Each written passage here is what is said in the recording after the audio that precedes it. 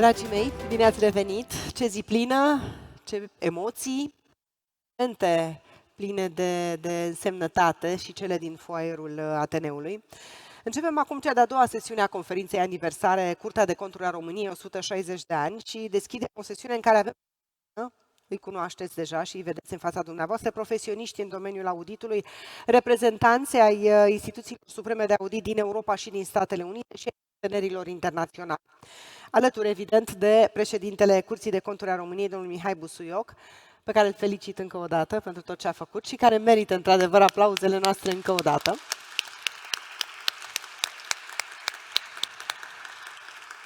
Și am onoarea să îi prezint pe distinși invitați, președintele Instituției Supreme de Audit a Cehiei, domnul Miroslav Kala.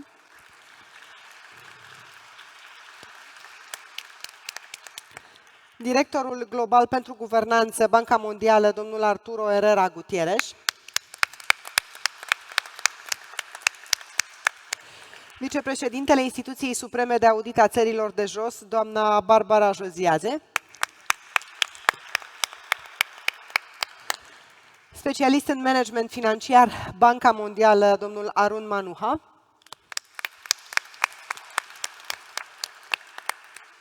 You need a headset? Ok. Avem nevoie de încă un set de căști, vă rog. Membru al Curții de Conturi Europene, domnul Viorel Ștefan, domnul ministru, felicitări. Și consultant, Centrul de Excelență în Audit, Instituția Supremă de Audit a Statelor Unite, doamna Judy England Joseph. Hello and congratulations. Primul discurs, cel cu care, evident, deschidem această sesiune, este al domnului președinte Mihai Busuioc. Vreau să fac o singură precizare.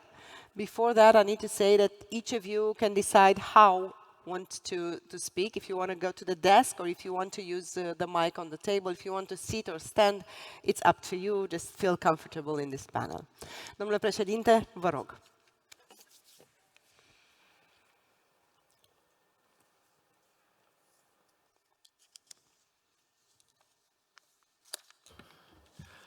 Mulțumesc. Da, și domnilor, acum la partea a doua e mai ușor. Emoțiile au trecut, tot ce a fost greu s-a terminat. Începe partea practică. Și m-am gândit să avem o prezentare sub forma unui film și sper să vă placă ce auziți. Distinși invitați, dragi colegi, vorbeam în alocuțiunea mea din prima parte a evenimentului aniversar că cel mai bun mod de a-ți onora tradiția și părinții fondatori este să le urmezi spiritul și viziunea reformatoare prin acțiunile tale. Astfel, alături de colegii mei din plen și de echipa Curții de Conturi, am concretizat responsabilitatea pe care am primit-o prin demararea unui amplu proces de reforme pe care vi-l voi prezenta succint în minutele care urmează. Materialul video pe care îl veți urmări este construit pe principiul că reforma trebuie să fie un proces continuu. Prin urmare, vă voi prezenta pașii realizați, activitățile în desfășurare și gândurile pentru viitor, pentru ca acest proces de modernizare al Curții să fie unul ireversibil. Referitor la pașii realizați, am schimbat paradigma în care se realizează auditul public extern în România. Noile metodologii realizate respectă standardele internaționale de audit, ținând cont totodată de mandatul constituțional și de contextul național. Ne stabilim auditurile plecând de la analize de risc și interesul utilizatorilor. Scopul este de a ne concentra eforturile și resursele limitate asupra zonelor prioritare și cu impact pentru societate. Am trecut de la auditarea tuturor bugetelor, entităților, la auditarea bugetelor centralizate, pentru a oferi celor responsabili cu guvernanța și Parlamentului perspectiva asupra diverselor domenii de activitate și pentru a face mai ușor tranziția către auditurile de sistem. Rapoartele de audit financiar și de conformitate sunt acum standardizate, întrucât ne dorim să generăm practică unitară la nivel național. Cele de audit al performanței sunt atractive și sperăm noi vor răspunde nevoilor societății. De asemenea, Rapoartele sunt scurte, concise și ușor de parcurs, întrucât lumea în care trăim e o lume fără timp. Domnule președinte Cala, m-am inspirat din viziunea noastră și am încercat ca prin limbajul utilizat rapoartele noastre să fie accesibile acum publicului larg. Sper să fim pe drumul cel bun. Am ridicat gradul de responsabilitate la nivelul Curții de Conturi prin asumarea rapoartelor de către plen. De asemenea, vorbim de un nivel crescut de responsabilitate și în rândul entităților auditate, prin asumarea recomandărilor Curții de Conturi de către ordonatorii principali de credite. Totodată, rezultatele auditului sunt comunicate acum și palierelor superioare de decizie. Responsabilitatea ne privește pe toți și e nevoie de colaborare la diverse nivele pentru a ne coordona acțiunile în beneficiile cetățeanului. Curtea înțelege rolul esențial al unei instituții supreme de audit în auditarea politicilor publice, evaluarea eficienței, eficacității sau economicității programelor guvernamentale. De aceea, am făcut un prim pas în acest sens prin înființarea unui departament de audit al performanței și ne-am instruit oamenii alături de partenerii noștri din Centrul de Excelență în Audit al GAO și SAI Țările de Jos. Unul dintre principalele rezultate ale reformei noastre din ultimii ani este strategia de dezvoltare instituțională pe termen mediu, care este practic un far care ne ghidează în ceea ce trebuie făcut pentru a continua reforma și pentru a ne asigura că ținem direcția corectă. Nu spun că e ușor, ba din contră, ne organizăm mai greu uneori. Cred că este evident pentru noi toți că fără personal instruit, adecvat și care să achieseze la misiunea Curții, reformele nu pot fi definitivate. În ultimii ani, auditorii și nu numai au trecut printr-un amplu proces de instruire pentru internalizarea noilor metodologii de audit. Știu că au făcut un efort foarte mare. Rezultatele au început să se vadă în rapoartele Curții mai precise și mai bine documentate. Trebuie să trecem la un alt tip de instruire în care mijloacele electronice își aduc aportul. De aceea am dezvoltat o platformă de e-learning care să sprijine personalul în acumularea informațiilor și totodată să permită un management mai bun al resurselor prin integrarea cu celelalte sisteme electronice ale Curții. Și pentru că o zicală modernă spune: cultura organizațională mănâncă strategia la micul dejun, timp de 2 ani ne-am diagnosticat și am pus bazele pentru o cultură constructivă, umanist, încurajatoare. Am transparentizat activitatea instituției prin publicarea rapoartelor de audit. Doar așa, acestea produc efecte la nivel societal, iar cetățenii au așteptări corecte de la noi. De asemenea, de ceva vreme suntem prezenți în social media prin pagina oficiale de Facebook și LinkedIn. Prin noua paradigmă de audit, părțile interesate ale Curții capătă un rol deosebit de important. Comunicăm cu entitățile pe parcursul întregii misiuni de audit pentru a ne asigura de succesul implementării recomandărilor și pentru corectarea eventualelor disfuncționalități încă din timpul misiunii. De asemenea, ne-am înființat un consiliu consultativ, format din reprezentanții ai mediului academic și cel neguvernamental, pentru a ne sprijini în identificarea celor mai relevante teme de audit. Evenimentul din această săptămână, alături de alte evenimente găzduite în ultimii ani, sunt dovada că suntem deschiși să cooperăm pe plan internațional și că înțelegem importanța schimbului de experiență și bune practici între instituțiile supreme de audit. La începutul mandatului, activitatea Curții era exclusiv pe hârtie. De aceea am acordat o atenție deosebită în acest sens și am digitalizat fluxul de documente în întreaga Curte. Ne-am dezvoltat o strategie de digitalizare în acest domeniu, care vizează o perioadă de 5 ani.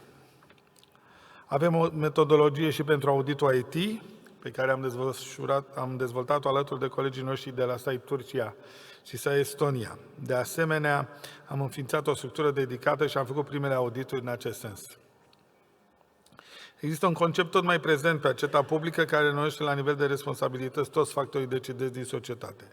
Buna guvernanță.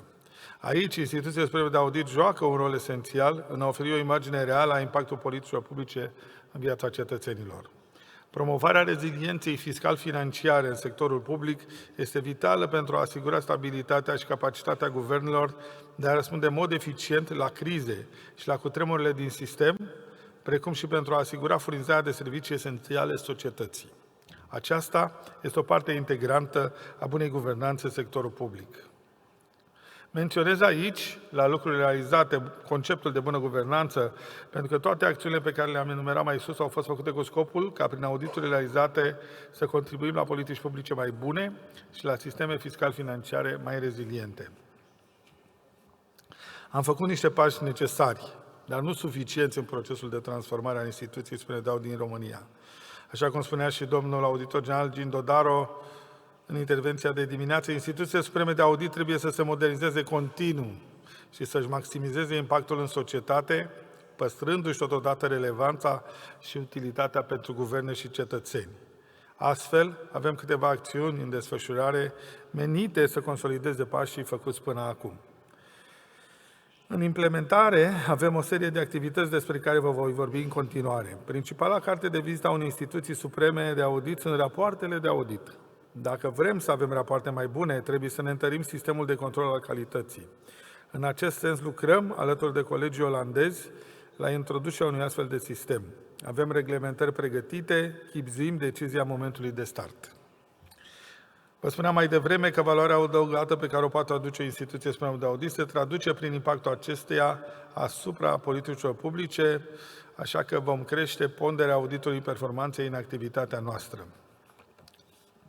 Recent am finalizat un cadru de competențe conform cu cel din ISTOSAI, pe baza căruia vom recruta, începând cu sfârșitul anului acesta sau anul viitor, oamenii ce vor lucra în Curtea de Conturi. Ne dorim să atragem un sistem specialiști din domenii diverse, care să ne sprijine în realizarea auditului performanței și auditului de conformitate. E lesne pentru fiecare că etica e unul din pilonii unei instituții supreme de audit și nu numai. Adoptând standardele internaționale de audit, am făcut progrese majore în acest sens, însă codul etic propriu rămâne un subiect încă în implementare. În contextul noi abordări de audit în prezent, facem demersuri pentru întărirea relației cu Parlamentul, pentru a ne asigura că recomandările Curții sunt implementate. Mizăm pe Parlament pentru implicarea alături de noi și Guvern în ceea ce eu numesc triunghiul responsabilității sociale.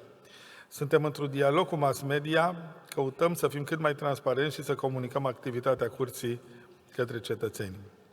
Lucrăm să dezvoltăm un nou sistem informatic de audit și să accesăm baze de date naționale care să ne sprijine în procesarea multiplelor informații pe care o instituție supremă de audit le are și care de multe ori nu sunt pe deplin exploatate.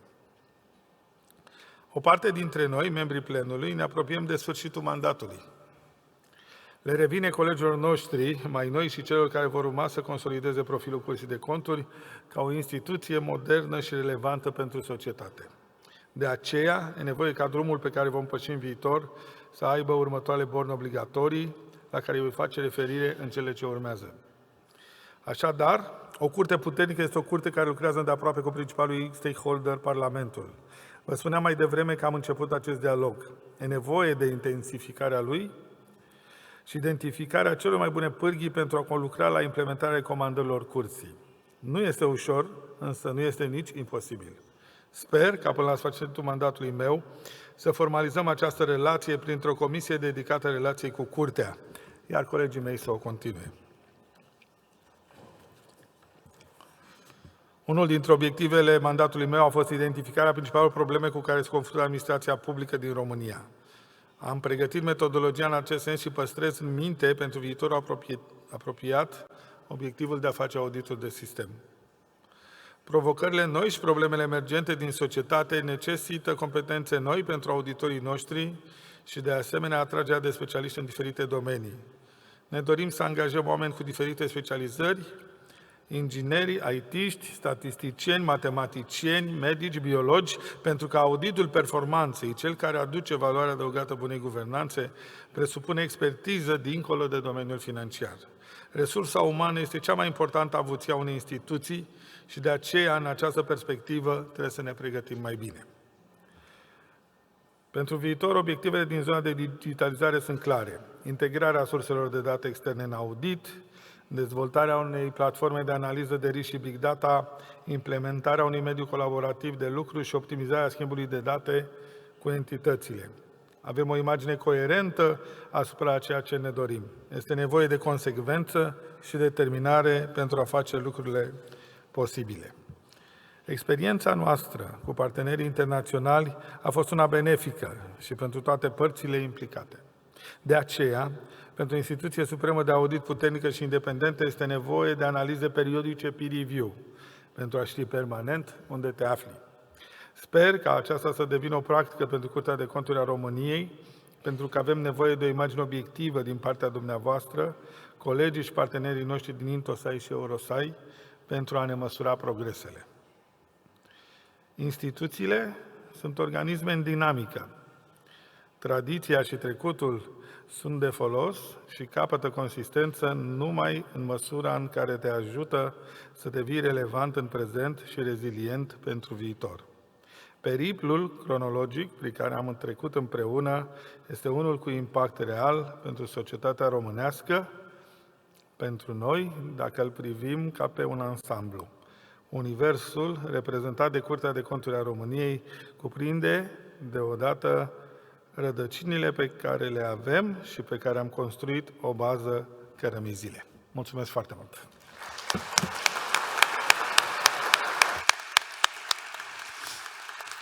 Mulțumesc foarte mult, domnule președinte, și ăsta e rolul meu aici. Trebuie să spun că simt o emoție legată de apropierea încheierii parcursului aici, la Curtea de Conturi. Și ce pot să vă spun este că percepția, din punctul de vedere al unui jurnalist bătrân, este că rămâneți pe lista președinților Curții de Conturi drept omul reformei. Ceea ce este, cred că ce v-ați propus, ce v-ați dorit și ați și reușit. Felicitări! Trecerea nu a fost doar o trecere, ci ați marcat parcursul. O să continuăm și o să mai vorbim despre asta. Nu vreau să ne emoționăm amândoi în acest moment. Invit în continuare pe domnul președinte Miloslav Kala, președintele Instituției Supreme de Audit a Cehiei, pentru discursul următor și pentru prezentare, pentru că domnia sa are o prezentare. Mr. President, please, you also have a presentation. You'll go to the desk. Thank you.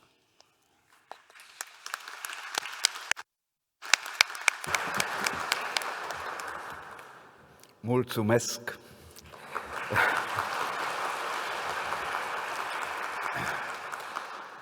Esteemed President of the Romanian Court of Accounts, my dear friend Mihai, esteemed Excellencies, Presidents of Supreme Audit Office, all the guests, dear colleagues, but mostly my dear friends, ladies and gentlemen.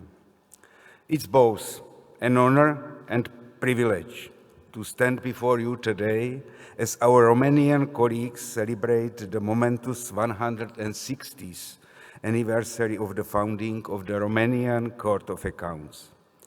This landmark occasion not only marks a significant milestone in the history of Romanian governance, but also underlines the long-standing commitment to transparency, accountability that has been the hallmark of the Romanian Court of Accounts.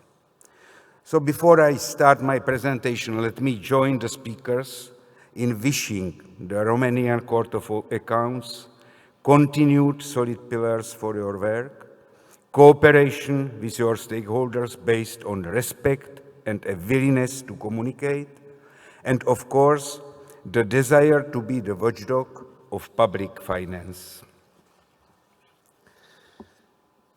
We would like to talk about accountability, relevance, resilience in a never-changing world. These are things that apply not only to the supreme audit institutions, but to every aspect of everyday life. I would add to these three values two more: sustainability and adaptability. But how do we get our institutions to meet all these requirements? It's not easy. And it's not a small matter. But I am convinced that the key to success is to be able to ask the right questions. Asking the right questions are essential to identify the most critical issues which our citizens are facing, such as worsening security situation or unaffordable housing for the young. Questions help us to better understand complex situations and are also a prerequisite for effective and innovative solutions. Questions like why and how open up new perspectives and possibilities, and only in this way we can create a state that minimizes bureaucracy and communicates with our citizens effectively and only when it is really necessary. In our 2023 annual report, we have changed the approach of asking questions. The main question we asked ourselves is whether our state is capable of responding to the current challenges at all. And in order to be able to answer this question, we asked several sub-questions to help us. One of these questions was whether digitalization led to a modernized public administration, which is also more accessible to citizens. And you can probably guess my answer. No, it didn't. In our audit focused on the modernization of public administration, our office pointed out shortcomings in digitalization, leading to unnecessary administrative burden for citizens. The Czech Ministry of the Interior spent almost 5 million euros on a project which was supposed to lead to the modernization of public administration. However, the intended reduction of the administrative burden did not happen. For example, I would like to give you 2 examples only, where digitalization was supposed to make it easier for citizens to communicate with the public administration, namely in case of the birth of a child and the death of a person. In case of the birth of a child, citizens must still notify the health insurance company about the birth of their child themselves. However, the registry office enters the data into the information system, from where it is transmitted to the central register of the insured person, which means the health insurance company could get the data elsewhere. And very similar case is connected with the death of a person. Citizens must inform the authorities under threat of penalty, which is totally absurd. Registry offices receive this information from the health service provider. They are just not able to process the data and share it in a reasonable time. The Supreme Audit Office audit showed that the digitalization focuses only on the computerization of existing, often long-established sub-processes. What is missing is fundamental revision of these procedures, which is a fundamental step for real modernization. And why did I mention this example? The reason is very simple. If the state and also us, Supreme Audit institutions, want to increase resilience, we need to be able to adapt ourselves to new challenges and keep us with the modern digital world, which means we need to look at our internal processes and the way we work and ask ourselves in a critical way whether we are able to swiftly respond to the current challenges. I forgot, so this was last. Allow me, please, to touch upon another audit that we have carried out lately and which is connected to the protection of civilians. In our audit, we focused on population protection and showed that the Ministry of the Interior spent at least 29 million euros, but the capacity of permanent shelters was in steady decline. In our office, we are permanently trying to search for new tools, how to get relevant data, and in this case, we carried out a questionnaire survey. We received over 46,000 responses, where respondents were students aged approximately between 18 and 20 years. What this questionnaire showed: 80% of respondents had no knowledge of the location of a permanent shelter, or 50% did not know what to do in the event of a chemical spill. Inspiration can be drawn from abroad. In Sweden, there is a brochure on population protection that is regularly distributed to all households, and there is a national online map of shelters. In Poland, safety education is a separate subject in primary and higher vocational schools. In Finland, there is an obligation to build shelters for legally defined buildings. And, for example, in Switzerland, a mobile application on population protection is in operation.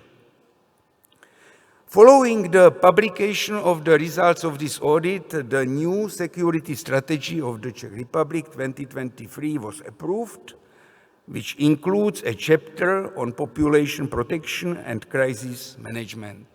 So you can see some impact. The Minister of the Interior has committed to submit amendments to legislation on population protection and to introduce a separate area of safety education in schools from 2024. The strategy also includes the launch of a web portal and a mobile application for informing population, as well as the modernization of the warning and notification system. We have the floods now, very, very large floods in Czech Republic, and it's pity that we didn't do this work before. And again, we want to talk not only about the resilience of the state, but also about our organizational resilience. We need to choose the right topics which are relevant to the citizens and which resonate in the public. By doing so, our work is appreciated and better perceived in the eyes of the media and the public. And this is how we raise our credibility and strengthen our resilience. So, of course, we say something about questions, we say something about answers, but we have to communicate. We have to send these messages to our citizens. It's a big challenge, and also touched with resilience and sustainability. And discussions how to communicate our outputs is never ending. I know this is a frequent topic of many conferences, but allow me to share with you the approach at the Supreme Audit Office of the Czech Republic. Our challenge is to find a way to communicate our outputs clearly and, most importantly, in a way that maximizes reach and impact. One of the ways to make our outputs more attractive is to prepare visualization. At the same time, we try to bring interactive visuals to mobile devices in order to attract young people who use mostly social media.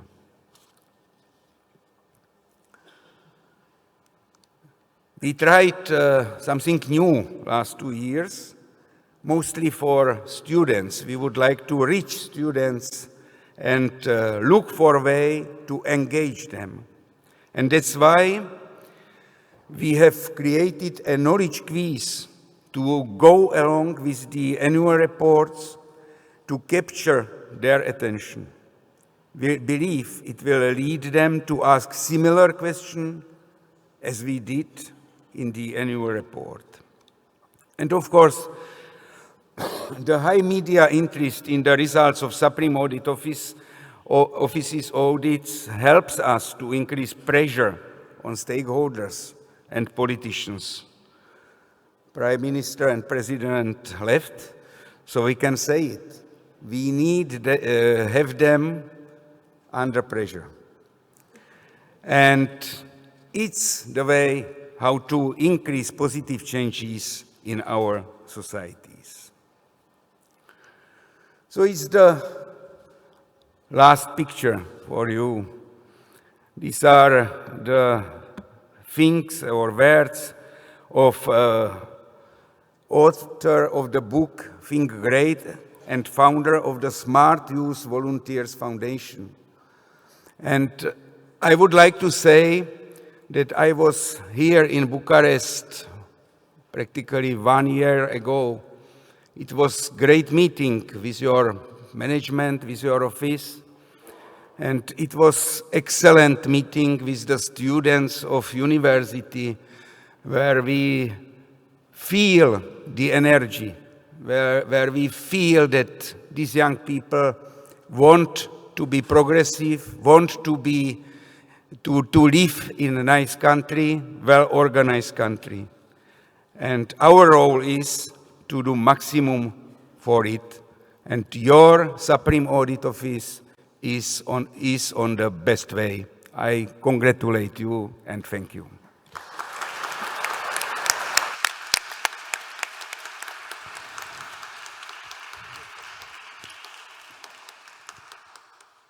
Listening to you, sir, as a journalist, I must say that if you want to attract more students, and if you want to be perceived easily by the younger generation, perhaps you have to answer to a fundamental question. For them, what do you represent as an audit institution, supreme audit institution in a society? Are you more like a prosecutor who's hunting mistakes? Or are you more like a priest who's forgiving sins and giving absolvement? Or are you more like a guide? Should we ask for your guidance as an institution? The younger generation, if it understands exactly who you are, what's your game, they will be in your boat. It's valuable in every country. I will switch to Romanian now. Mulțumesc foarte, foarte mult încă o dată pentru cele rostite și am să-l invit pe Arturo Herrera Gutierrez în continuare, directorul global pentru guvernanță, Banca Mondială, o implicare extraordinară a instituției și a domniei sale în tot acest proces de schimbare prin care a trecut Curtea de Conturi a României. Please.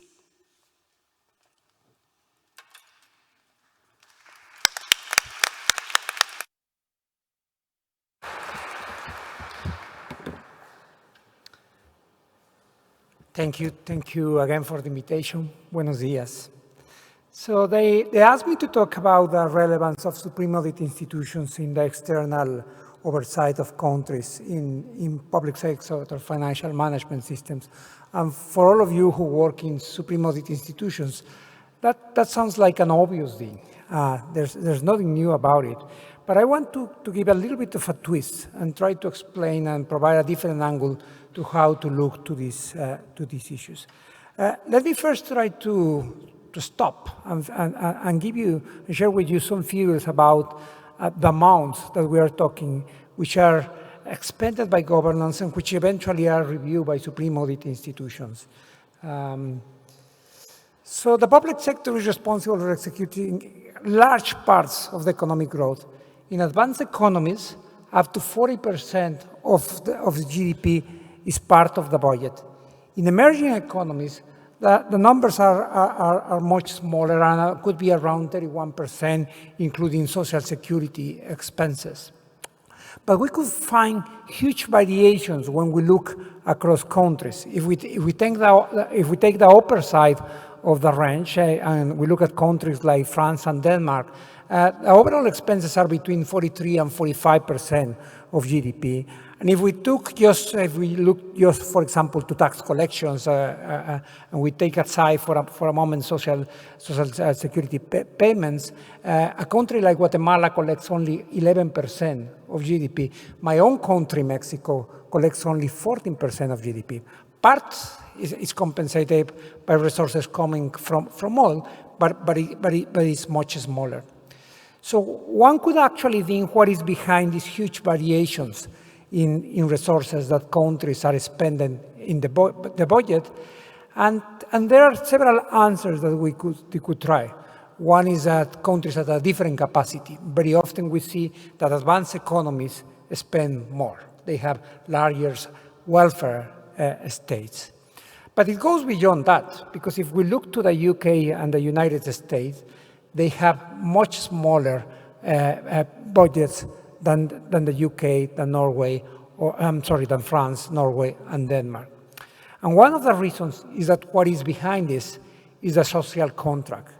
It's the agreement between citizens and the governments. The governments agree to provide certain kind of services in education, health, security, and the citizens agree to provide the taxes and the revenue to finance those services. And under that view, what the supreme audit institutions are checking is not only budget lines, they are checking the social contract of a country. So let me tell you what is behind some of these social contracts, and let me show you two examples of it, two different examples. One is Colombia, and as you will see, around 58% of everything that they spend is devoted to social protection, health, and education. On the opposite side, we will have Denmark, which I was already referring, which provides 71% of budget for the same kind of item lines. Now, this is not surprising, but the counterpart of that is not only the level of the resources, but the fact that the Danish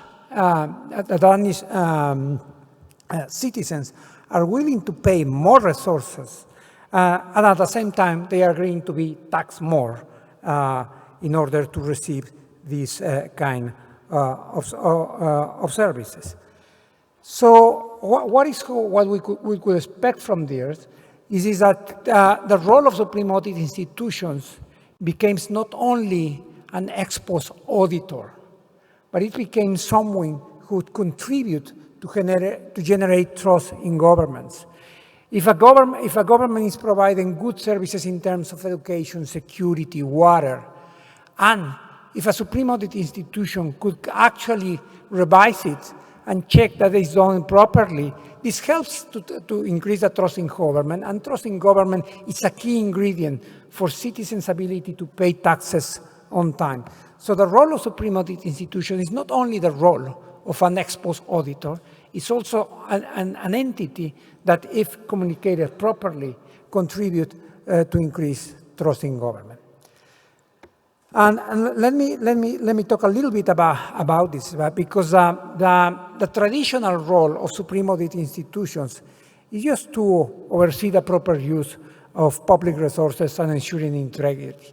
But if you check the newspapers on every day, and we just give you an example of one newspaper this week, and that's a newspaper in the UK, there are huge complaints about the performance of the national health services. Now, people are not saying that there are misuse of resources in the national health services in England. They are not saying that there's not sufficient resources. What they are complaining is that there's no, they are not sufficiently broad, that they are not sufficiently in time.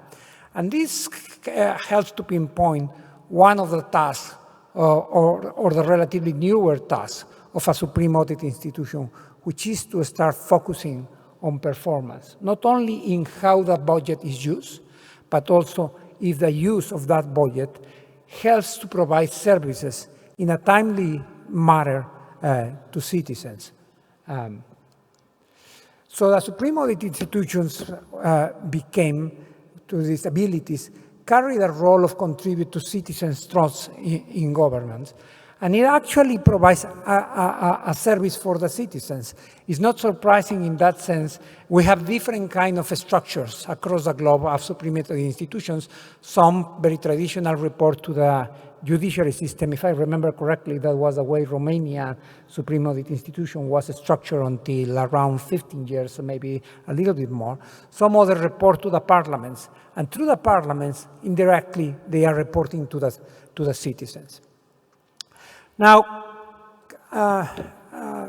President Mihai made reference to some of the reforms that they have been implementing in Romania, including performance audits. And that's a critical aspect when we look to issues associated to new angles of public policy, particularly climate change. I'm going to use an example of climate change to illustrate this. So supreme audit institutions have been evolving from institutions that were focusing in compliance, then financial audits, and eventually to performance audits. But as public financial management is evolving and is now concerned about the impacts, and particularly in critical areas like climate change, about the impacts in environment, then by the same token, supreme audit institutions need to evolve. So what we see here is a whole PFM cycle, as the audits are by nature an ex post audit, and what we find in the red box is the area related to performance audits that needs to be developed in order to check that there's actually a quite performance on critical areas, and in particular in climate change. And let me tell you what I'm focusing on climate change. And it's not because I read about it every day on the newspaper, because the view in which from the PFM has been unfolding on climate change, it has been moving from making sure that there are resources, and that's what sometimes we call green budgeting, to making sure that there's impact. Ultimately, to us citizens, what is relevant is not if the government put money to tackle issues related to climate change, but actually if we are reducing the speed at which of global warming. So this is critical. Now, there are two ways in which this has been developed institutionally. There are some countries in which at the Ministry of Finance or departments of budgeting, they start moving to issues related to program budgeting and to budget by performance budgeting. And eventually, the supreme audit institutions catch up, and they have to develop their performance budgeting strategies and methods and manuals to be able to audit it. But that's not the story, the whole story across the globe. There are some countries, and Romania may be an example of that, in which actually the supreme audit institution moves first and develop the capabilities to audit performance in a country. And the central government is a couple of steps behind. In those kinds of countries, the supreme audit institution should play a role not only of the auditor, but it should play a role of an institutional leader of change and an agent that provides and impulses reforms in a country. Let me stop here. Thank you.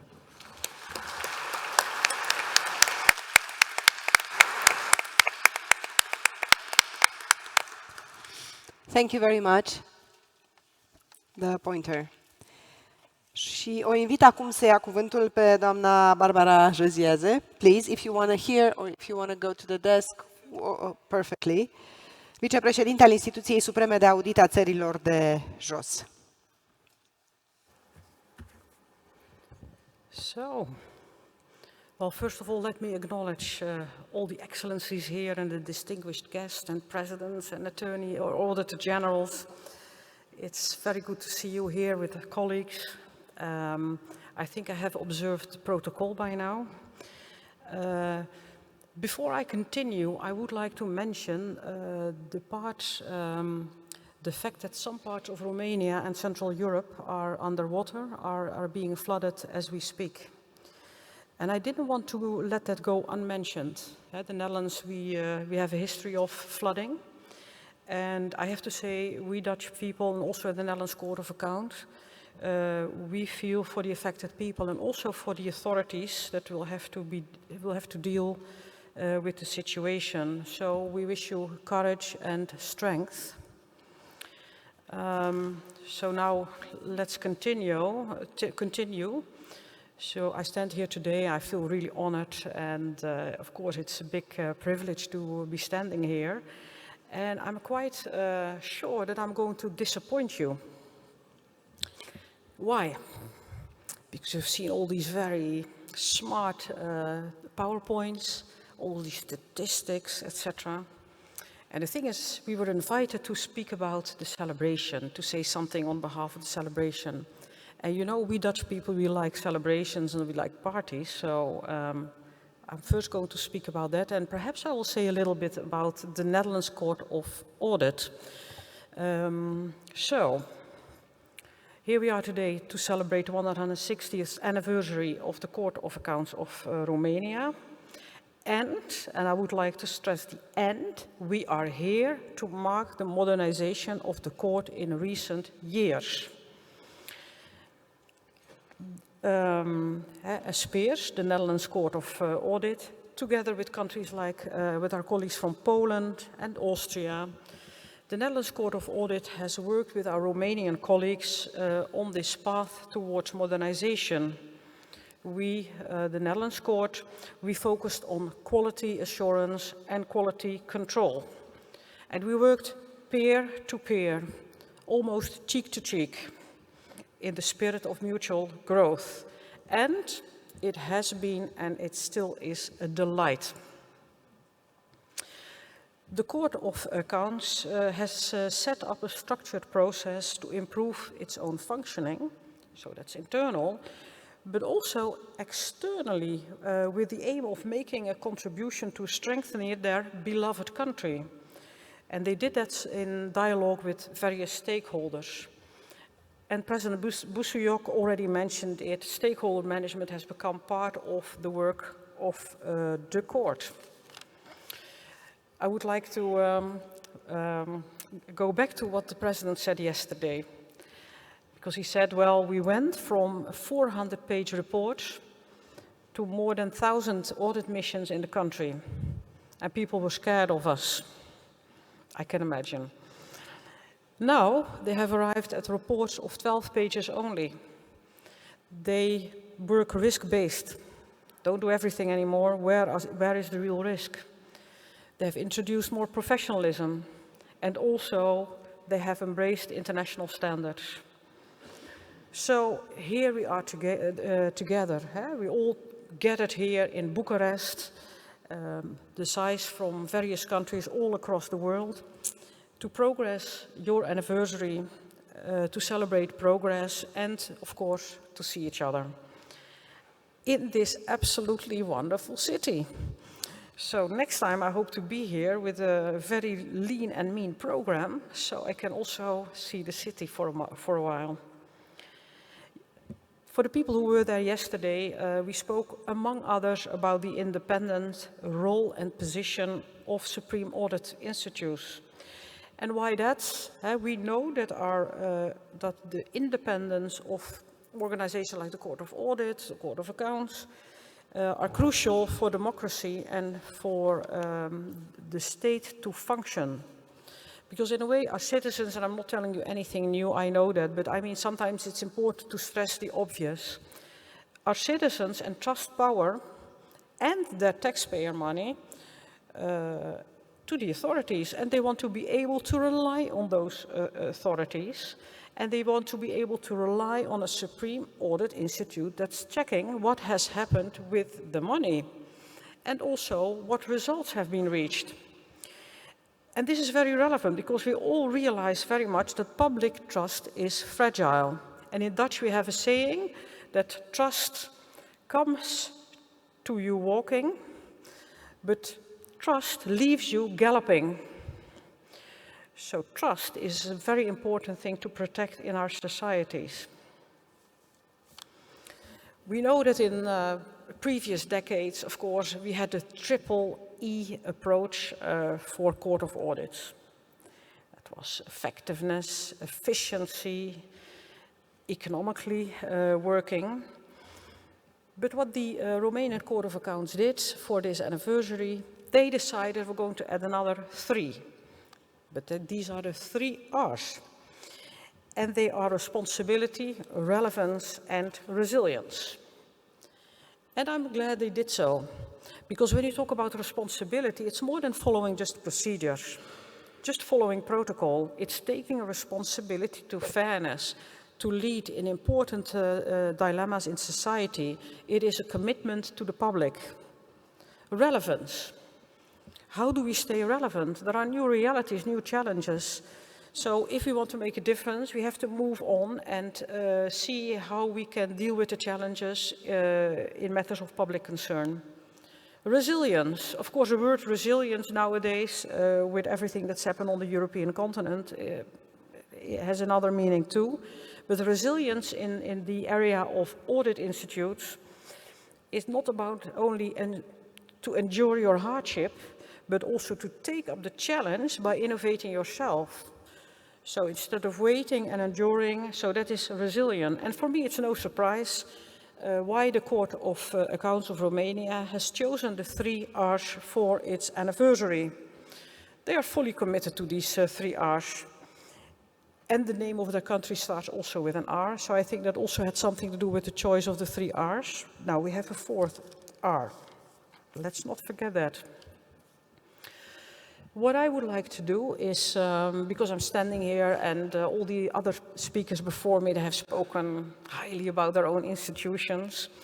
I feel now that, okay, I want to go and celebrate, and I will do the celebration at the end of my speech, but I also would like to say something about the Court of Audit in the Netherlands. I do not have the habit to write on tablecloth, by the way, but because there was a change of program, I decided to write on the small papers that lie on the table here. And one of the things I would like to share with you, yesterday we had our official, we call it the Day of the Prince. And then our government is offering their still draft budget to Parliament. So usually also as a Court of Audit we attend that meeting. So for us that's a very relevant day because as a Court of Audit usually, for example, last year, we were auditing around 400, a bit above 400 billion euros expenditure, of course higher when you look to financial obligations. And we find it very relevant to also play a role in the beginning of the budget process, because that is exactly the place where you can also already start giving advice to Parliament. You can already share with media what you see. And in our situation, we have a new coalition government. We see some shocks in the budget, and well, we felt obliged to share our knowledge there. Overall, 70% of the recommendation of the Dutch Court of Audit is followed. 70%. Is that high? Is it low? I don't know. What we notice is that 30% of the recommendations that are not being followed are usually linked to a very difficult political problem. And usually it takes simply a lot of time. So then even it can take 5 or even, sometimes even 10 years before our recommendations are being followed up. That's political reality also. Of course, I don't know whether any one of you has ever been called a boomer. I don't know, is it a well-known, in the Netherlands we have a generation and they're being called a boomer. I don't see any nodding here. Oh yeah, I see some nodding there.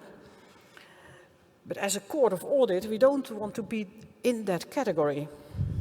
First of all, I'm younger than the boomer generation, so that was the first insult already.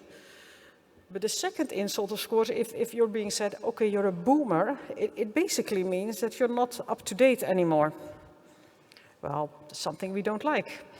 And we as a court of audit, we've invested a lot in various ways to deal with our digital era. First of all, we have these, I will not call them hoodies because they are a data analyst and they are able to process a huge amount of data, even to the point where our own government, they don't even know these data and we can provide them with the results of what we see. And the minister will then ask us, could you please help us out in getting the same information? And we are very proud of that. Also, digitally speaking, the citizens in the Netherlands, 4 million out of our, let's say, 18 million people in the Netherlands, are considered to be not digitally fully adapted. And 2 million among those 4 million are most likely elderly people who really have difficulties in receiving their services online. So we as a court of audit, we are concerned. So that's also why we do research into that area and we make recommendations. Another area is, of course, cybersecurity. I mean, digital or IT audit is one thing, but cybersecurity is another one.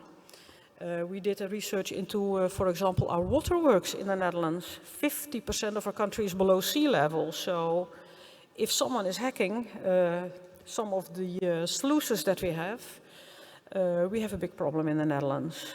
So that is about being a boomer or not. It also leads to another way of communication.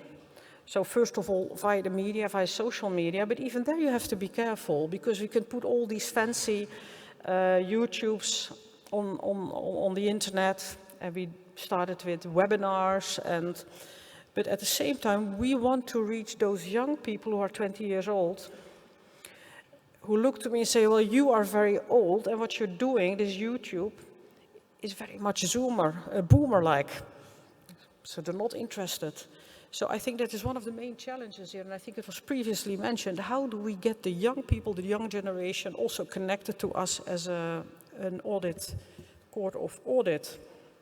Anyway, we go back now because I had time to say something about the Netherlands here, but we were here to celebrate. We were talking first about the 3 E's, efficiently, effectively, and economically, and then added by the Romanian Court of Accounts the 3 R's. Responsibility, relevance, and resilience. But I would like to use this opportunity to make you even more confused.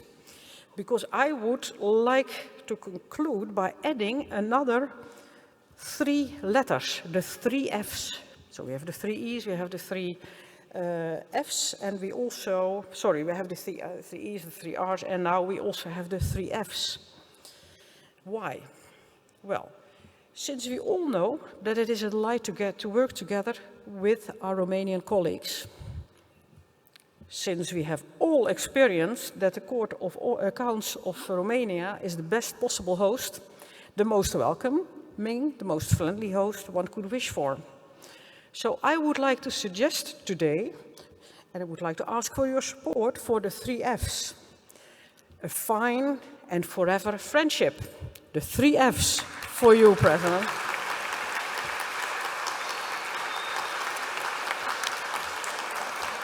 And to be honest, what can we do if we have this fine forever friendship? We have to add the 3 P's. We can share more often the palinka, the papanasi, and the pomona. Thank you very much.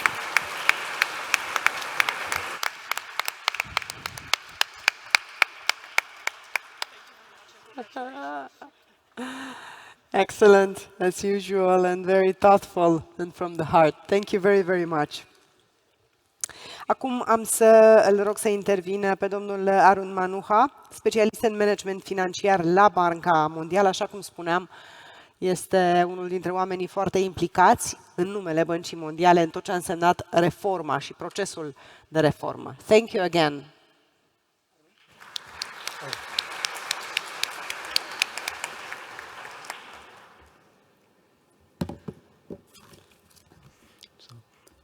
Warm greetings to all the distinguished guests and my colleagues from the Romanian Court of Accounts, INTOSAI, the development partners, and the World Bank. I congratulate the court for celebrating 160 years of their existence and for hosting the annual INTOSAI Donor Cooperation and Capacity Building Committee meetings on this occasion. I also congratulate INTOSAI colleagues for doing these annual meetings in Romania and demonstrating that the IDC MOU principles are even more relevant now and important now than before. So my presentation is going to be a little different. It's going to be more a micro-level presentation on the work that the World Bank did with the court. So I would talk about three things in my presentation. One, on the project that we did with the World Bank, or with the Romanian Court of Accounts and its accomplishments. The second, the critical factors for the success of the project. And third, what more still needs to be done in Romania to bring in and sustain the impact of the court reforms for the benefits of the citizens.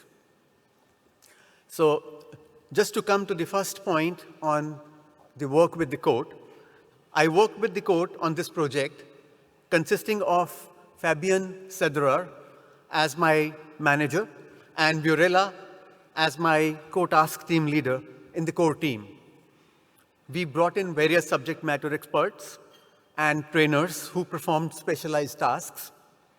In addition, it is important to point out that we considered the court staff and management team, we'll talk about that, to be part of our core team.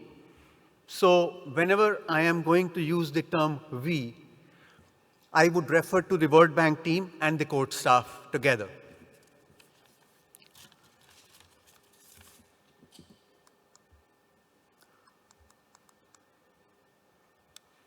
So under this transformational project for the court, we facilitated a functional review through GAO using the SAI PMF relevant domains.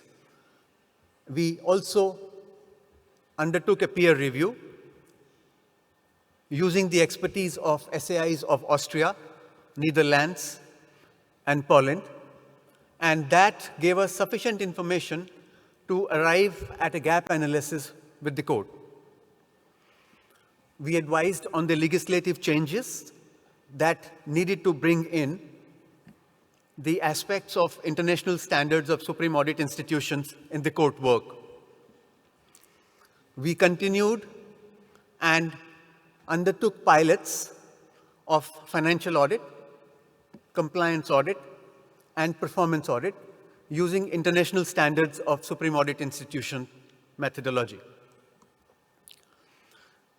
As a result, using the results from the pilot, we drafted new financial audit, compliance audit, and performance audit manuals based on, again, the SAI methodology, and did a comprehensive training for 900 auditors in financial audit, 900 auditors in compliance audit, and 300 auditors in performance audit. These trainings were very comprehensive, included full-day online training sessions, getting into the details of SAI standards, and then conducting 3-day training sessions for a batch of 30 auditors in each training course, based on a case study and focusing on the risk-based approach, materiality aspects, and fraud and corruption aspects.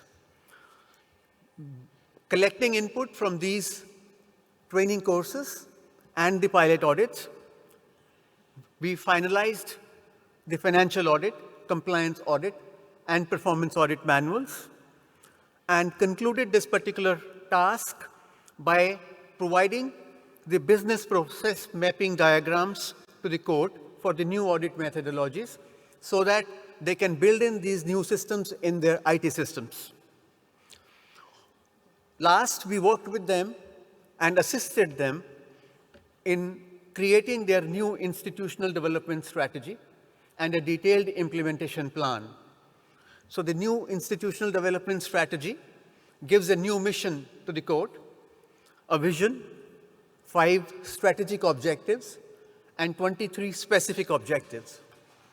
So when you look at the 23 specific objectives, you will note that each specific objective is in a detailed project in itself. So when we say we completed the project successfully, we know court realizes that this is only the beginning of reforms. We know reforms take time. President Busiok also said that the reforms take time. But as we manage this project from the bank, we can confirm that the court is on the right track to achieve the results of these reforms in the time to come.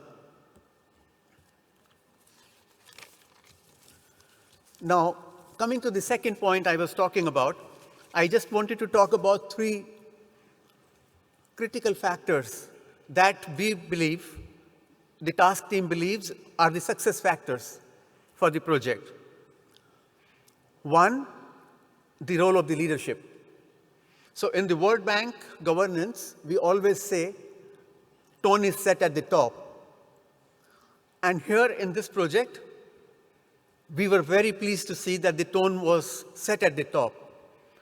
So not only President Busiok played a leading role, the entire plenum supported President Busiok and played an instrumental role in taking the project forward and understanding what needs to be done to move to international standards of Supreme Audit Institution. So in a way, it was a little tough for us because whenever I would face the plenum along with my colleague Virela, they will ask tens of questions and they wanted to be fully satisfied before passing on the ball to the management team saying, yes, this should be done. For example, what is quantitative materiality? How do you do sampling? Or what is qualitative materiality? And how do you find or calculate qualitative materiality? And so on. But the leadership played an important role in making sure that the project completed on time. For example, just to give you a critical instance, when we prepared the whole training program and we noted that the trainings could not be completed in the end after the manuals were prepared unless we start working on Saturdays, Mr. President issued orders to ensure that the court works 6 days a week. And for several months, the court was working 6 days a week, and we were training auditors in a week in 2 batches, Monday, Tuesday, Wednesday, and Thursday, Friday, Saturday.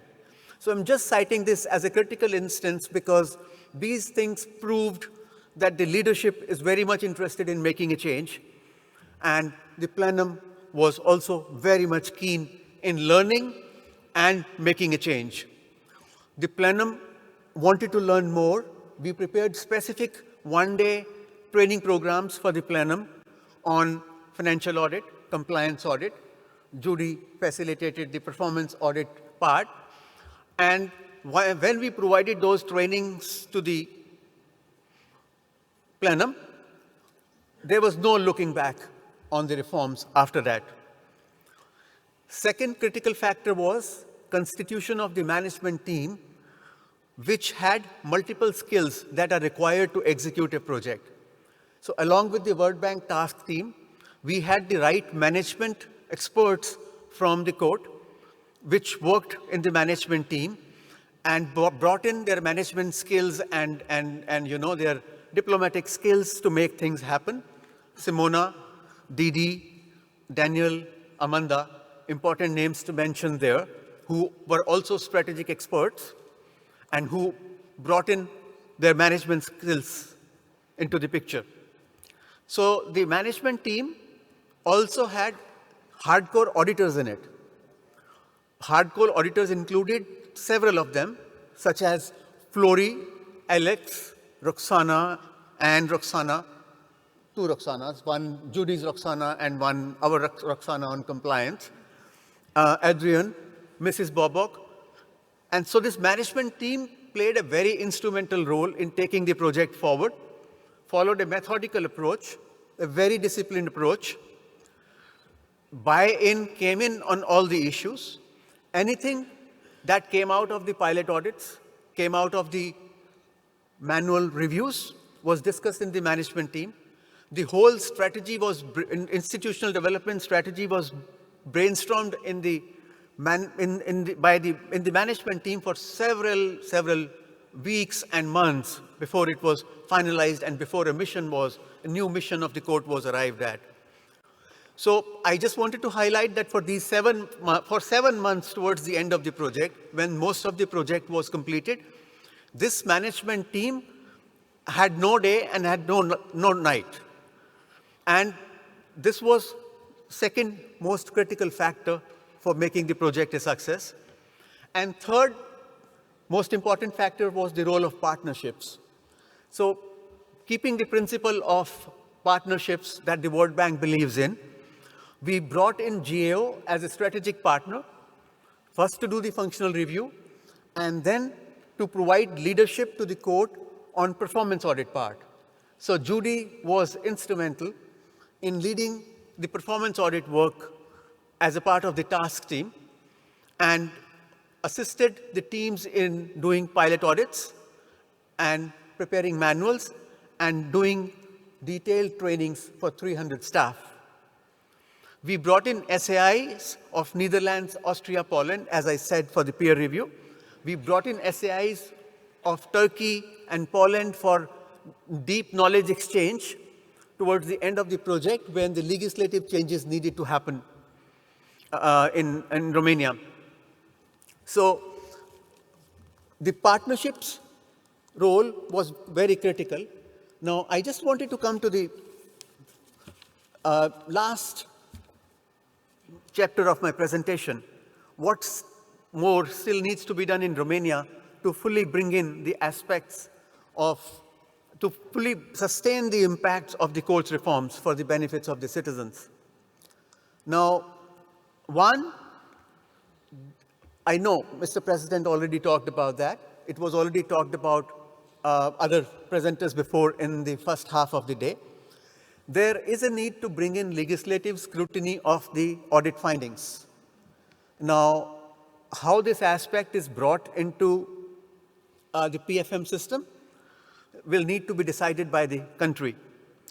So it can be in the form of a Parliament Accounts Committee. It can be in the form of a specialized committee. It can be in the form of a subcommittee to the Budget and Financial Committee. Just wanted to say it's very important because if the audit reports are issued by the Supreme Audit Institution, but there is no adequate follow-up on that from the Parliament, so if there is no legislative scrutiny, the reforms go on very slow, and it takes much longer time for the reforms to succeed. So it's not a new concept. It is a deep and critical and core concept of the external oversight environment of the public financial management systems. For example, PAC was established in UK in 1861. So in UK, it has already been there for more than 150 years.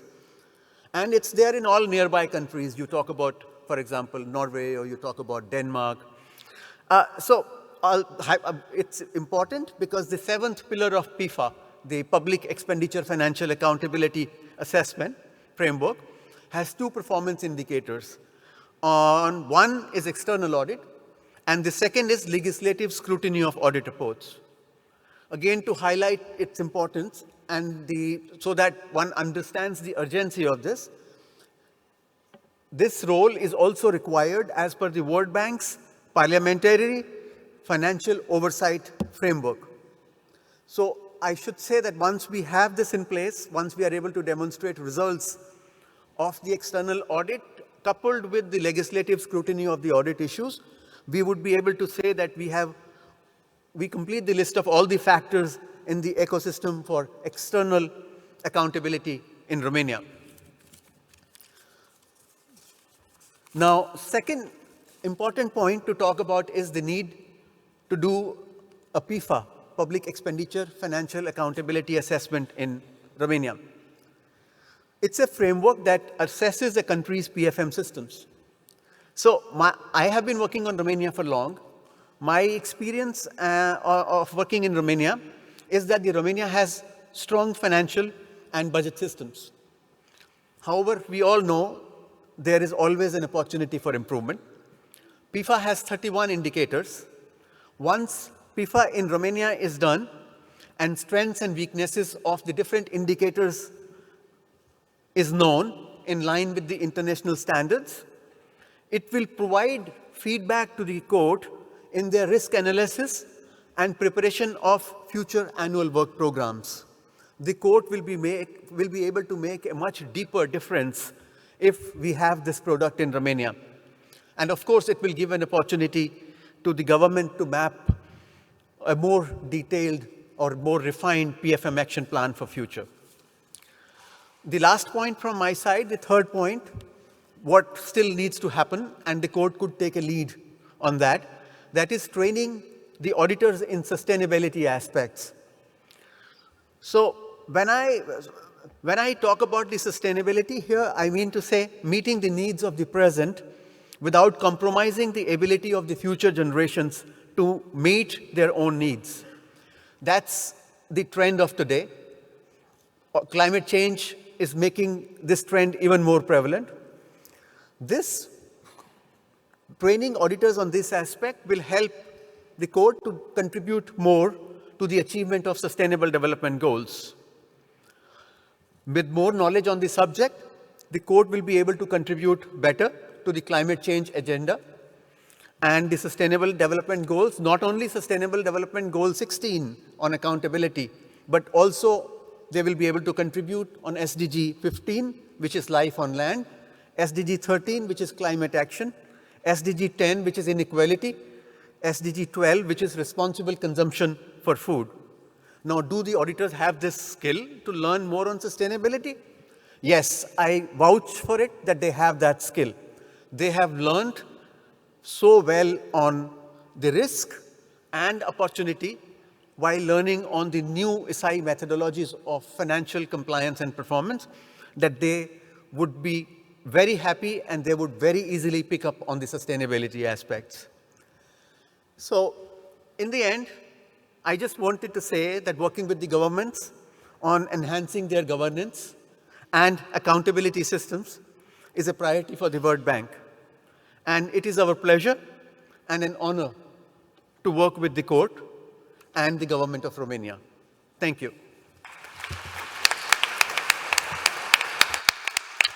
Thank you very much. Pe domnul Viorel Ștefan, membru al Curții de Conturi Europene, domnul ministru Viorel Ștefan. Domnule ministru, vă rog, mulțumesc mult.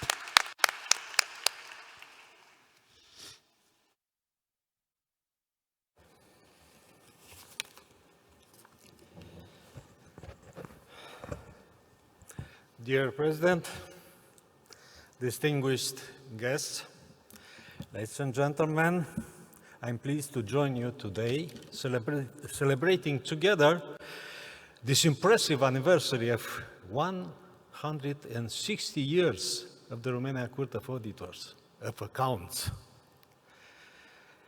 Looking back to that time, 1864 in January, within the broader context of reforms, from the army to the church, legislation, currency, national symbols, to name but a few. The establishment of the new institution, the High Court of Accounts, represented one of the most important steps to a modern society towards a democratic regime in a newborn country. In all this year, 160 years, the history, the real life actually, validated The most important role, the decisive role that the High Court of Accounts takes in promoting and building citizens' trust in democratic values. Personally, I'm fascinated by the visionary spirit of the political leaders at that time. Okay, but coming back to nowadays, first of all, I would like to thank Mr. Mihai Busiok, my dear friend Mihai, President of the Romania Court of Accounts, the host of this amazing event, for these exceptional settings of today's discussions, and for the opportunity to say a few words related to our work, our activity as the European Court of Auditors. Secondly, I would also like to thank all of you, friends of the Romanian Court of Accounts, for attending and enjoying this anniversary. Furthermore, I would like to share with you just a few thoughts about auditing as a profession and some aspects related to the European Court of Auditors' role within the complex European institutional landscape. If you allow me, I could define the auditing profession by saying that we work in the public interest and our activity is based on trust in our work. If ever this trust is lost, it's the end of auditing, and there will be no reason for us to exist or to work. Even though two categories of auditors, public and private, play on this stage, and they are bound by different standards, yet the key values and the principles are the same: integrity, independence, objectivity, professionalism, accountability, transparency, and so on. The principles of accountability and transparency are particularly important for the public audit sector, including the European Court of Auditors that pays the highest attention on it. In the complex and sophisticated landscape of the European Union, the principles of accountability and transparency stand as sine qua non pillars essential to its democratic, legitimate, and effective governance.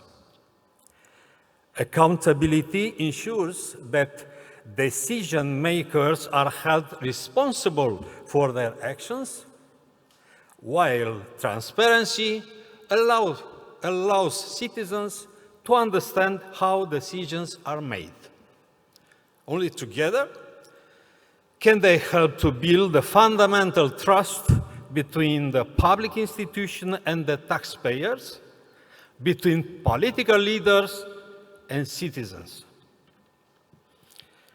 And now let me just make a few considerations of the European Court of Auditors' activity as the financial watchdog of the European Union.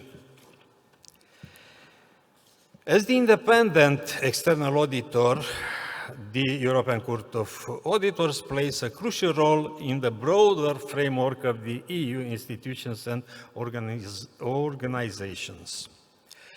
We are paying continuous attention to enhancing the accountability and transparency of the use of public resources in an efficient and effective way, pinpointing areas for improvement at the same time. Despite operating at different levels, European and national, the European Court of Auditors and national audit authorities share several key similarities in their missions. Their missions, principles, or approaches looking continuously to strengthen their partnership and improve the overall effectiveness of auditing across the European Union. Together, we are responsible for overseeing the sound financial management of public resources. Around 80% of the EU's budget is managed jointly by the Commission and the Member States, and certain funds are implemented by the Commission under direct management. In addition to our work, the Member States' Supreme Audit institutions audit the European funds that are managed and spent by their national administrations. We work closely with national audit institutions to make sure that the use of European citizens' money is scrutinized equally robust across the European Union. The results of our work are particularly important for the European Parliament when deciding whether the EU's accounts for the previous year are accurate and the funds are spent properly, a process known as granting discharge. Basically, we warn of risks, provide assurance, indicate shortcomings or successes, and offer guidance to the EU policymakers and legislators.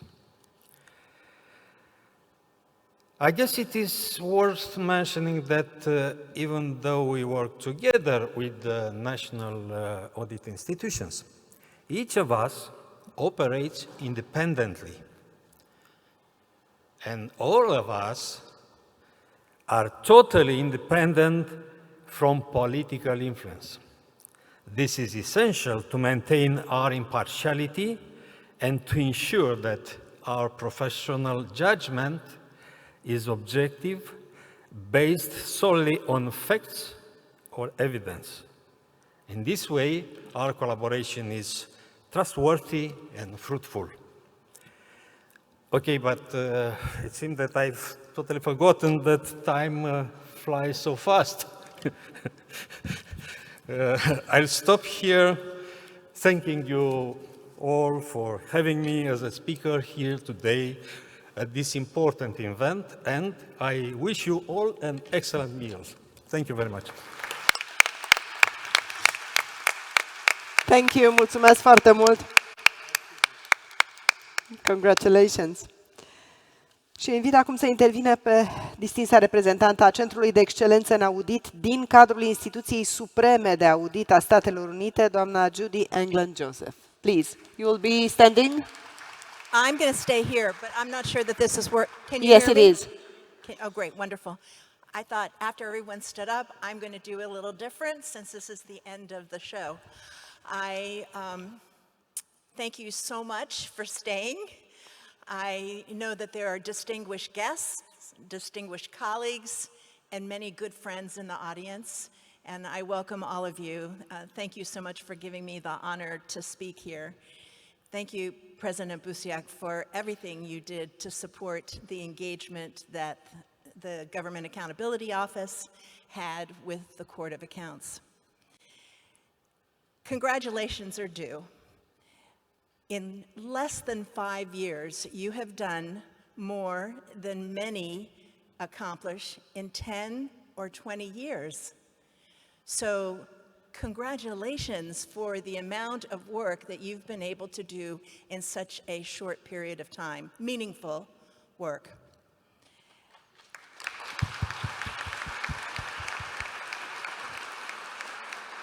The work you've done these past 5 years will pay dividends in the future. So this was an investment. It wasn't just about today, it was about tomorrow. And the key here, as Arun mentioned, is how do we stay the course? How do we ensure that all of this good work is the stepping stone to even greater performance, greater results, greater outcomes, not just for the Court of Accounts, but for the country, which ultimately is what we're all about. In the Supreme Audit Institution community, we know that our work is a means to an end. And that end is so crucial in today's society in particular, where we are dealing with many challenges, lots of complicated government programs, and a lot of societal issues that challenge everybody. Yesterday, some of you may not have been there, but yesterday, Jean Dodaro said that the job of a Supreme Audit Institution is to do high-quality, meaningful audits and to build and maintain effective working relationships. When I think of effective working relationships, I think of 4 different types of relationships. Relationships with the public. We need them to know who we are, why we are here, what we do for them. Parliament. If anyone is still here from the Parliament, I want to say that it is crucial that you see yourself as not only a partner and a colleague with the Court of Accounts, but that we see you as so meaningful to ensuring that the government operations are in fact efficient, economic, and effective. And members of Parliament are the ones that are most able to create the environment and ensure the oversight of good government operations. The auditee, if anyone is still here from ministries, the auditee is critical because they are, in fact, the people we're trying to work with when we're doing our audits. And we have to have an arm's length relationship with them because we're being independent and unbiased, but we also want to have a trusted relationship where they know that they can trust that we will be objective, independent, that our work will be fact-based and not driven by political agendas or by someone's tweet or something else that might actually affect the way in which decision makers make decisions. So the ministry's relationship with the Court of Accounts is crucial, and we have to see it in many ways as a partnership for a mutual outcome that's positive to the ministry and to the people the ministry's programs serve. Last relationship is with the employees of the Court of Accounts. Audits don't get done without the employees. Leaders can think they lead and do a lot of things very well, but if they don't have good people doing the work with a passion, an energy, and an enthusiasm for that work, we can't get the work done. It will be meaningless. It won't be of the quality that we need coming out of a Supreme Audit Institution. So relationships matter. So I thought about what made this relationship effective. First thing is, and this is not just our relationship, but I think it's for any peer-to-peer relationship within the broader Intosite community. Meet people where they are. Understand who you're working with. Recognize that they have different interests, priorities, commitment, need for change than maybe we have as the group or organization that is attempting to provide assistance and support. So we have to invest in deep understanding about the history of the organization. We have to understand what the current state of the organization is, and then we have to be sure that we are working with them to understand where it is they're trying to go. Now, I think it's important not only for us to meet them where they are, but I think it's important for us to walk in their shoes. It's important for us to understand the challenges that face the SAI that we're supporting. We have to understand why previous efforts for modernization or reform have not been successful. What got in the way? What were the root causes? What is it that we have to do differently in order to ensure that there will be success out of this particular relationship? And then, again, as Arun said, establish effective relationships with the leadership of the organization. And when I say effective relationships, I mean the ability to have honest conversations, to be able to say to the leadership, you might want to think differently about that decision or that action that may not achieve what you think it will achieve. So a level of honesty and trust is crucial. And you can only build that if you spend time with people. You can only build that if you have regular communication. You can only build that when you ask the right questions so that we're knowing what is happening here that can help us to support the organization. Now, these 4 things that I just mentioned are great to build effective working relationships at the peer-to-peer level.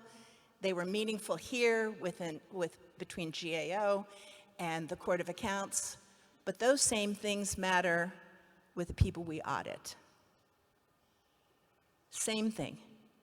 We need to put ourselves in their shoes to understand what challenges they're facing, why they can't accomplish what they need to accomplish, because then our recommendations are going to be on target.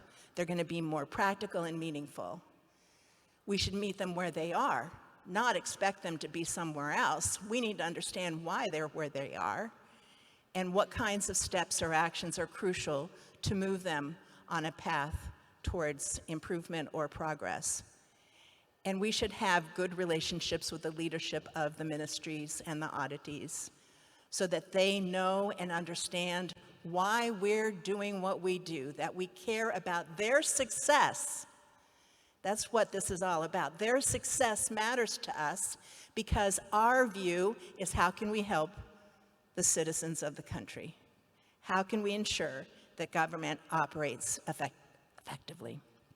Now, what am I proud of with the work we did here? There are 4 things. Training. But it wasn't just classroom training, because guess what? You can stand up in front of a group and tell them all kinds of things, but if they don't know how to apply it, it's in one ear and out the other, and they've lost it. So we trained 325 people in performance audit, and those 325 people were selected because we wanted to be sure they actually wanted to learn about performance auditing. We wanted them to have the motivation, the appetite to learn. Now, I'll tell you, there were some people in the class, probably in my classes, that questioned performance audit. Why are we doing it? We should stay with control audits. So there were some people still within the classroom that hadn't been convinced that performance audit's the right way to go. But more than half, almost 200 of the 325 people said they wanted to be a part of the performance audit group. Now, the performance audit group isn't that big yet, but that's one of the things I hope they will do is build that performance group larger. But we created an appetite among the staff to want to do performance audits. Why did we only train 325 when Arun and the rest of the World Bank team taught 900 people in financial and performance audit? Because we said doing performance audit training to 900 people was a waste of money. If you're only doing 10% of your audits as performance audits, then training people today for something they may never do or may not do for another year or 2 years from now, guess what? We have to train them again. We can't expect them to remember all of this with everything else they have to do. So we wanted to be sure that we spent the money well to ensure that the people who would learn would be able to apply it in practice. I'm putting pilot audits under training. We did 2 pilot audits in the performance audit area. Fantastic teams. They're here in the audience. I'm so impressed with the quality of the work that they did and their generous attention to a mutual respect in working with us. It was fabulous teamwork. But we did 2 performance audits to provide on-the-job training, just-in-time training, to provide feedback, performance feedback, to provide mentoring and coaching, which, in my opinion, are essential to helping people understand how do I go from a statement that's an INTOSI international standard, how do I take that and apply it in practice on an audit? Because it is not easy sometimes to read a standard and know what you do with it. And what are your options? How can you interpret it? What are the choices that you can make when you're doing that audit? So training and pilots, I felt were successful, and I was terribly excited about it. Second thing was report structure. For the 2 performance audits, they drastically changed the way they wrote their reports. And as some of you who were here yesterday heard, one of the reports was only 12 pages, and this is an organization where their reports are 200 to 400 pages long.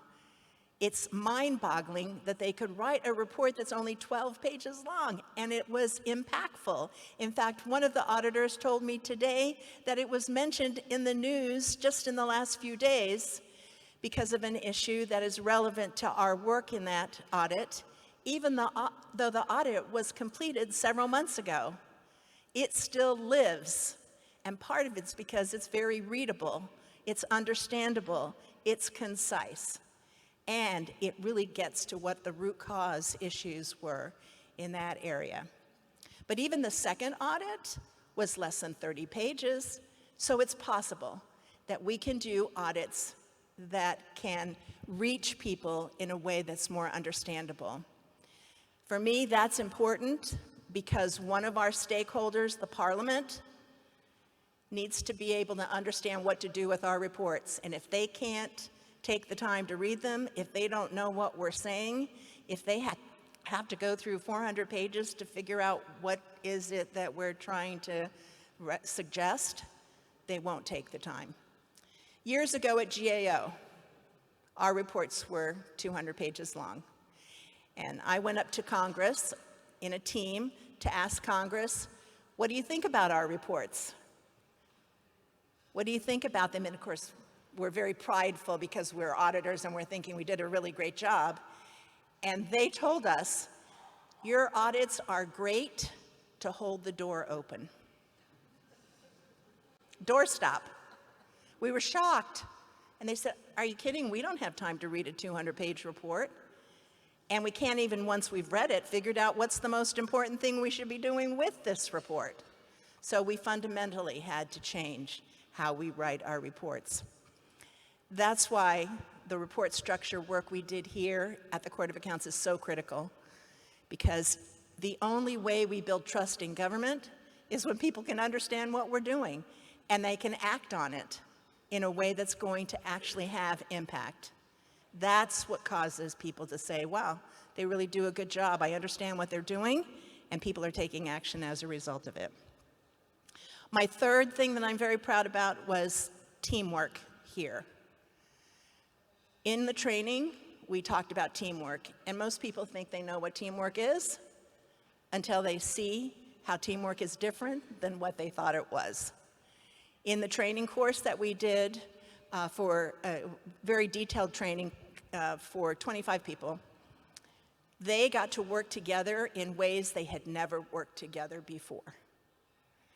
In most SAIs that I work with, people are independent. They see themselves as having an area of responsibility, and they're going to do a good job of maybe accomplishing that responsibility. At the end of the day, we're just adding all the different parts and issuing the report. There isn't enough synthesis. There isn't enough analysis. There isn't enough discussion about what is appropriate professional judgment.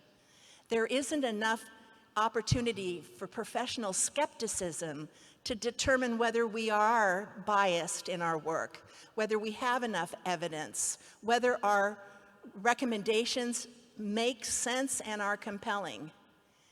Those are things that are really important in the way we write our reports and how people then understand what to do with them. But it can only happen with effective teamwork.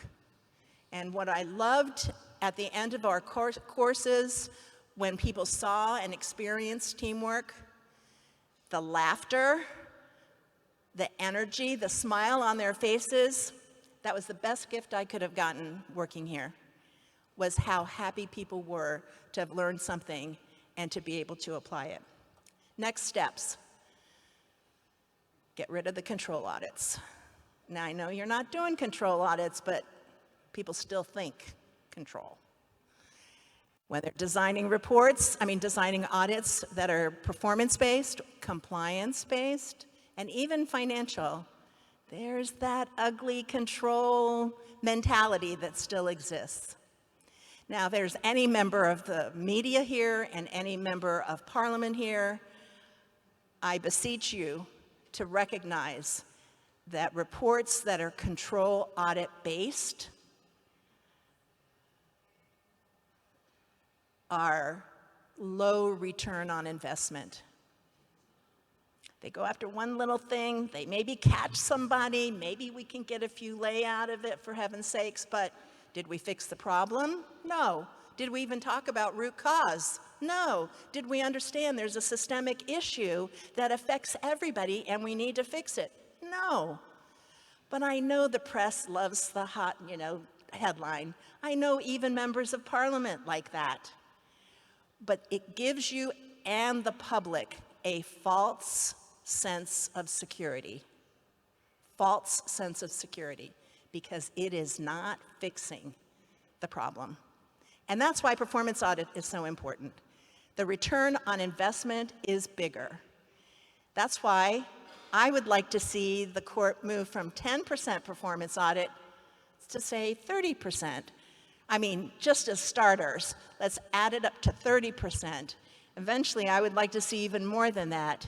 And Mr. Lazar, I agree with you 100%. We shouldn't be doing these financial audits for these very small entities. It takes too much time, and it's very low return on investment. Cluster these small entities, counties, organizations, package them, cluster them, and then do a random sample to audit those. They'll never know if we'll pick them in our random samples, so they still better be doing a good job. But then we don't have to go out and do all of those audits, because we need those resources to do more performance audits. So I'm hoping that you all can convince at least the plenum, and if you need to get legislative authority to do it, which I don't know that you do, especially if you cluster them and still report on them. But the bottom line is you need more flexibility so that you can do more risk-based audits that are based on what's important to do, not because somebody says you're required to do it.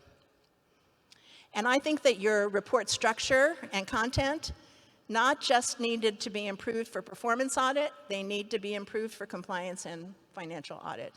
So that, again, what we learn from those other types of audits can actually be fixed, because people understand what to fix and maybe how to fix it. If you don't do these things, we won't build trust. We won't have a parliament that values us as an independent, honest broker of information. And it is really important for us to have that kind of relationship with the parliament so that they see us as who we are. We had a delegation from another SAI. They're not here today in the audience, but they came to Washington, D.C., and I took them up to Capitol Hill to the U.S. Congress. They wanted to talk to the staff in our Congress because they could not believe what we said about the relationship we have with our legislature. So I took them to the House of Representatives and I took them to the U.S. Senate. And we only have two parties in the United States, two political parties. We had both party staff represented in those meetings.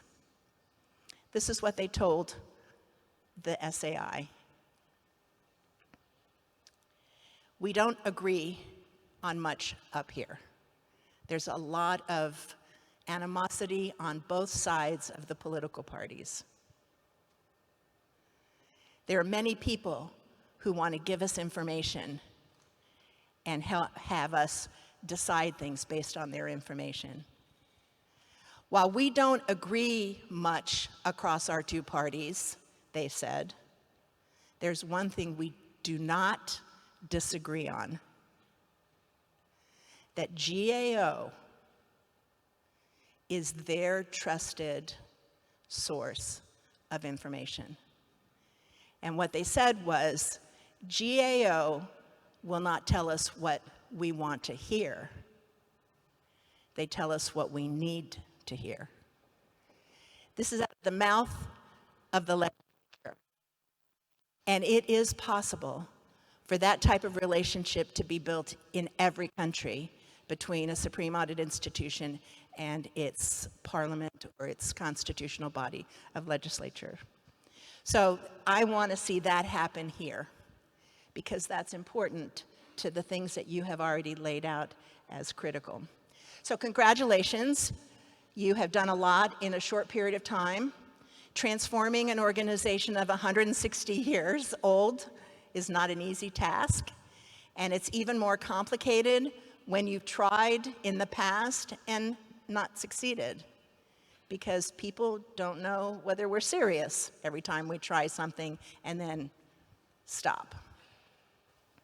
I want to compliment the Court of Accounts for its commitment, and particularly the President, because he has laid and continues to lay a foundation for sustained change even after he's gone. Because this is not about what's happening on his watch, it's about what needs to happen for Romania. I want to express appreciation to the plenum, because there were several things they did that I wasn't sure they were ready to do. But they approved all these revised manuals.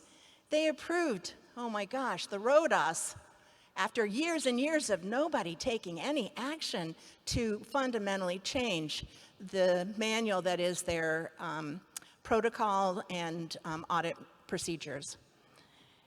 I want to thank them and compliment them, because they are starting to review reports from an institutional perspective. Not because it's just my area, but because I got to think about the whole court.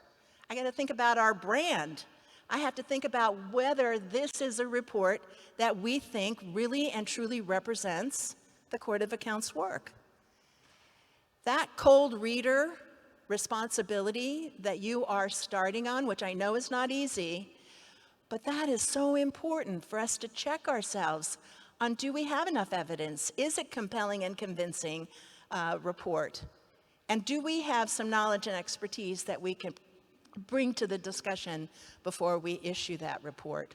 So looking at reports as a Court of Accounts report and not as just an auditor's report is a fundamental change, and I hope the plenum continues with that. Progress so far is worth celebrating.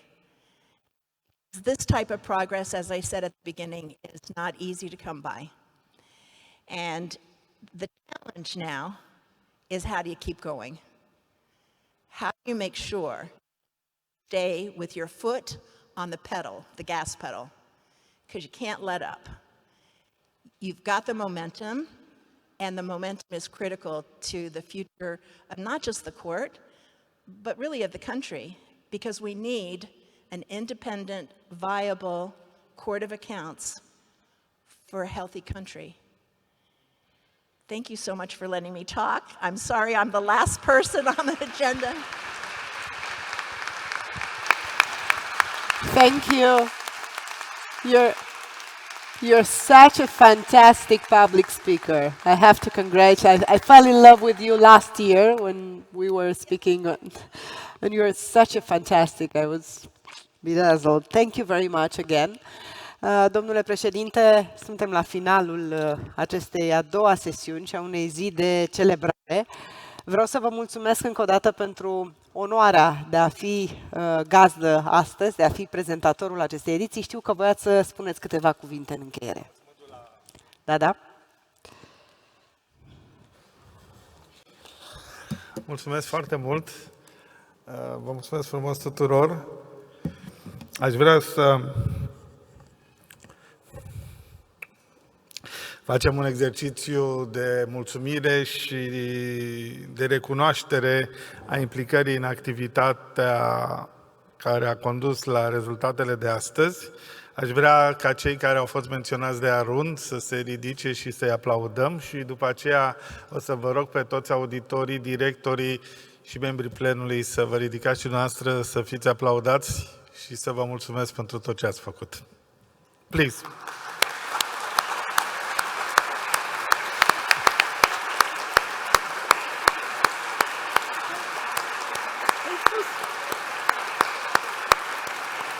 Hai, și acum toți colegii de la Curtea de Conturi, să ne vadă colegii noștri din Intosai cât de mulți suntem.